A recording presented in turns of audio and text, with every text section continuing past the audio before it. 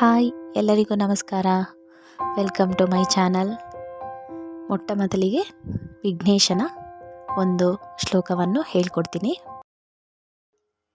ಲಂಬೋಧರ ನಮಸ್ತೇಸ್ತು ಸರ್ವವಿಘ್ನ ನಿವಾರಕ ವಿದ್ಯಾಂ ಧೈರ್ಯಂ ಯಶೋ ದೇಹಿ ಮಂಗಳಂ ಕುರು ಸಂತತಂ.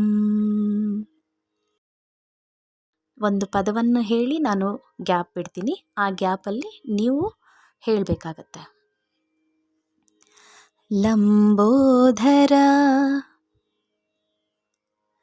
ನಮಸ್ತೇಸ್ತು